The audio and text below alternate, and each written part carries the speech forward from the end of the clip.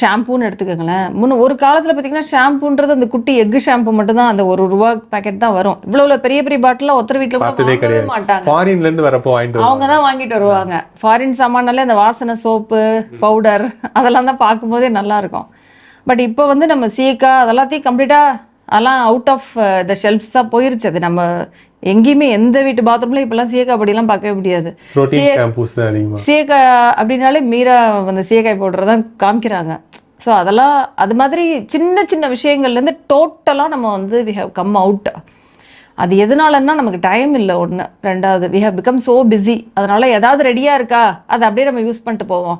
அது நமக்கு மைண்டுக்கும் இப்போ பார்த்தீங்கன்னா ஒரு ஷாம்பு ஆடில் என்ன சொல்கிறாங்க, இதில் வந்து செம்பருத்தி இருக்குது, இதில் சின்ன வெங்காயம் இருக்குது, இதில் கத்தாழை இருக்குது, பாதாம்.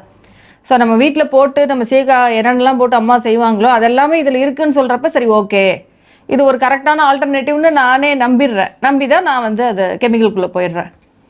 ஆக்சுவலாக அந்த ஷாம்பூ ரியலாக நீங்கள் படித்து பார்த்தீங்கன்னா சம்டைம்ஸ் ரொம்பவே ஏன்னா நம்ம ஹார்பிக்கில் இருக்கிற அதே கெமிக்கல் ஷாம்பூவில் இருக்கும். அதுதான் ஓகே. ஸோ அந்தளவுக்கு டேஞ்சரஸ்ன்னு தெரியாமல் நம்ம வந்து அப்படியே ஓடிட்டு இருக்கு கொஞ்சம் கொஞ்சம். அதனால எல்லாமே நமக்கு ஒரு ஹேபிட் மட்டும் இருந்தாலே நம்ம பாதி வந்து பழிச்சிருவோம். என்னன்னா எதுனாலும் நம்ம அதில் என்ன இருக்குன்னு படிக்கணும் பொறுமையாக.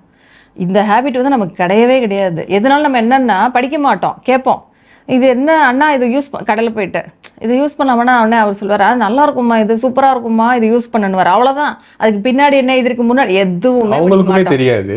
அவங்களுக்கு அந்த ஏஜென்ட்ஸோ இல்லை யாராவது 2 பேர் சொன்னதையோ வச்சு அவர் சொல்வார். நம்மளுடைய ஆட்டிடியூடே நம்ம எப்பயுமே இப்படி தான் இருப்போம் இந்தியன்ஸ். இந்த ஹேபிட் வந்து இது ஒன்று மட்டும் நம்மளால மாற்றவே முடியல.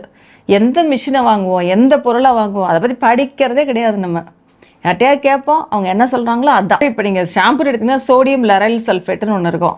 அது எதுலலாம் இருக்குன்னு போட்டு பார்த்தீங்கன்னா எல்லா க்ளீனிங் ஐட்டத்துலேயும் இருக்கும். வாஷிங்கு, அதுக்கப்புறம் நம்ம cleaning, toilet cleaning, floor cleaning எல்லாத்துலேயும் இருக்கும். அதே தான் நம்ம தலையில் க்ளீன் பண்ணுறதுக்கும். அது பார்த்திங்கன்னா அவ்வளோ ஹார்ஷ் கெமிக்கலாக இருக்கும். அப்போ அதை போட்டுட்டு அப்புறம் ஏன் முடி கொட்டுது, ஏன் முடி வெள்ளையாகுது, ஏன் நரைக்குதுன்னு அதுக்கு எல்லாத்துக்குமே ரீசன் என்னென்னா we have completely gone into chemicals.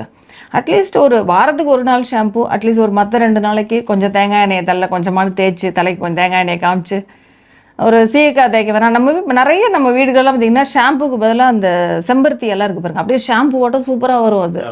அதை அரைச்செல்லாம் தேய்ப்பாங்க. அதெல்லாம் ஒரு இன்ட்ரெஸ்ட்டாக இருக்கும். அப்போ எல்லோரும் மொத்தமாக செம்பருத்தி இலையை நல்லா பறித்து அரைக்கும் போது பார்த்திங்கன்னா அப்படி ஷாம்பு மாதிரி சூப்பராக வரும், நிறையா வரும். இல்லை ஹை கேரட்டின், அது ஹேருக்கு அவ்வளோ நல்லது.